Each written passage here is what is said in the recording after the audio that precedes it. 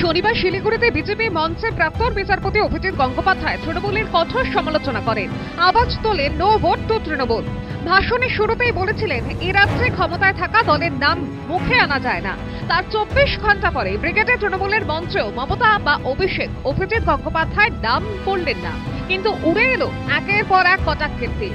কোনো একজনের কথা বলছি না বলে মমতা বন্দ্যোপাধ্যায় বলেন, চেয়ারে বসে কেউটে চেয়ার ছেড়ে কোকড়ো। जुडिशियरी में हाथ जोड़ के कहती हूँ, आप लोगों के पास जनता जाते हैं आपको विचार के लिए, इंसानियत के इंसाफ के लिए मेहरबानी करके आप बीजेपी का कुर्सी में मत बैठ के आप विचार मत कीजिए। इसमें काम नहीं होता, जनता का दर्द होता है, जनता का दिल दुखाता है। हम जुडिशियरी को रेस्पेक्ट करते हैं। আমি ইন্ডিভিজুয়াল কাউকে বলছি না, কিন্তু ওদের মুখস্থ দেখছেন কেউটে সাপের থেকেও ভয়ঙ্কর।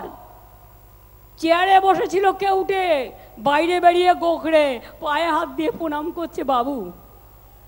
বলে এতদিন অনেক বিচার করেছো, হাজার হাজার ছাত্রছাত্রীর চাকরি খেয়েছো, এবার তোমাদের বিচার হবে, জনগণ বিচার করবে।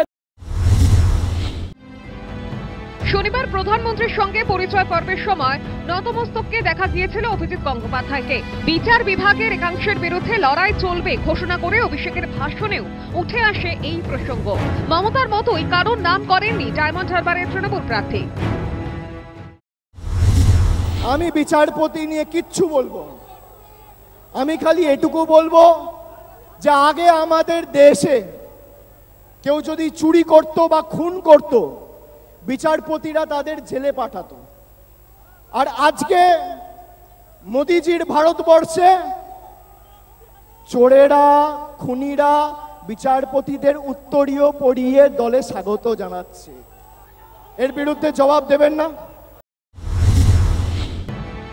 চাকরি না পেয়ে রাস্তায় নেমে আন্দোলন করেছে যোগ্য চাকরি প্রার্থীরা। পয়সার বিনিময়ে অযোগ্যদের চাকরি দেওয়া হয়েছে, এই অভিযোগে চলেছে মামলা। বিচারপতিদের একাধিক রায় অস্বস্তিতে শাসক দল। বিচারপতি থাকাকালীন সেসব রায়ের অনেকগুলোই দিয়েছিলেন অভিজিৎ গঙ্গোপাধ্যায়। রাজনৈতিক মহলের মতে অভিজিৎ গঙ্গোপাধ্যায়কে আক্রমণ করে সেই সব রায়ের বিশ্বাসযোগ্যতা নিয়ে প্রশ্ন তুলে দিতে চায় তৃণমূল কংগ্রেস। এই কারণেই নাম না করেও চলেছে অভিজিৎ বিরোধিতা। News time.